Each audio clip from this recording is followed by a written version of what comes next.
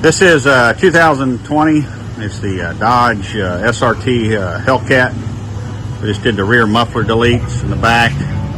Took the factory mufflers off with the factory tips there, as you can see. Made it the quad look, or gave it the quad look, with the dual 3.5-inch tips on both sides. It does have the factory mid mufflers in there and all factory cats. Could give it some rumble. Let's see what it sounds like.